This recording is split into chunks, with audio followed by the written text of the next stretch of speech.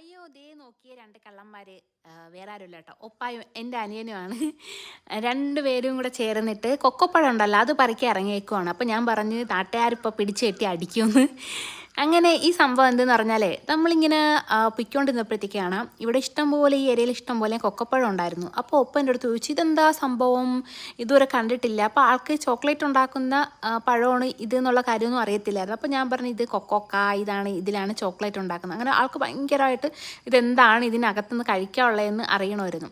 അങ്ങനെ വേറെ ഒന്നും നോക്കില്ല. നാട്ടുകാരെ പിടിച്ച് അടിക്കത്തൊന്നും ഇല്ല കേട്ടോ. നമ്മൾ ആ വീട്ടിലുള്ള ചേച്ചിയുടെ അടുത്ത് ചോദിച്ചു. അപ്പോൾ ഒപ്പായെ കണ്ടപ്പോഴത്തേക്ക് ആ ചേച്ചി പറഞ്ഞു ഒന്നെന്തിനാ 2-3 പറിച്ചെടുത്തോ മോളെ എന്ന് പറഞ്ഞു. അത് പറഞ്ഞ് കേട്ട പാതി കേൾക്കാത്ത പാതി ഇതാ ഒപ്പായും അനിയനും കൂടെ ചാടി ഇറങ്ങിയിട്ടുണ്ടായിരുന്നു ഇത് പറിച്ചെടുക്കാൻ വേണ്ടിയിട്ട്. അങ്ങനെ ഇതെല്ലാം പറിച്ചെടുത്ത് വന്നവർ ഞാൻ പറഞ്ഞു ഒന്ന് പറിച്ചാൽ മതി എന്ന് പറഞ്ഞു. അവർ സമ്മതിച്ചു എന്ന് വെച്ചിട്ട് കുറേ പറിക്കണ്ടല്ലോ. അപ്പോൾ നോക്കിയപ്പോൾ കാണാം 3 പറിച്ചുകൊണ്ട് വന്നിട്ടുണ്ടായിരുന്നു. അങ്ങനെ ഞാനത് കട്ട് ചെയ്ത് കൊടുത്തിട്ട് ഞാൻ ഒപ്പടുത്ത് ഭയങ്കരമായിട്ട് തള്ളി മറിച്ചിട്ടുണ്ട്. നമ്മൾ മലയാളികൾ അങ്ങനെയാണ്, ആരെങ്കിലുമൊക്കെ ഇങ്ങനെ ചോദിച്ചു കഴിഞ്ഞാൽ നമ്മൾ ഇങ്ങനെ കൊടുക്കുന്നവരാണ് എന്നൊക്കെ. അങ്ങനെ ഞാൻ ഇത്തിരി പൊങ്ങി, ഞാനും എൻ്റെ അനിയനൊക്കെ ഇത്തിരി പൊങ്ങി അങ്ങിരുന്നു കേട്ടോ. അങ്ങനെ ഒപ്പം കഴിച്ചു നോക്കിയിട്ട് പറഞ്ഞു അത് ഞാനും കഴിച്ചു നോക്കിയായിരുന്നു. ഭയങ്കര ടേസ്റ്റൊന്നും ഇല്ലായിരുന്നു. ഇത് ഒരു സൈസ് വേറെ എന്തോ ഒരു വെറൈറ്റി ഐറ്റം ആയിരുന്നു. ഭയങ്കര മധുരമൊന്നും ഇല്ലായിരുന്നു, എന്നാലും കുഴപ്പമില്ലായിരുന്നു. അങ്ങനെ ഒപ്പാട് ആ ക്യൂരിയോസിറ്റി അങ്ങ് മാറിക്കിട്ടി.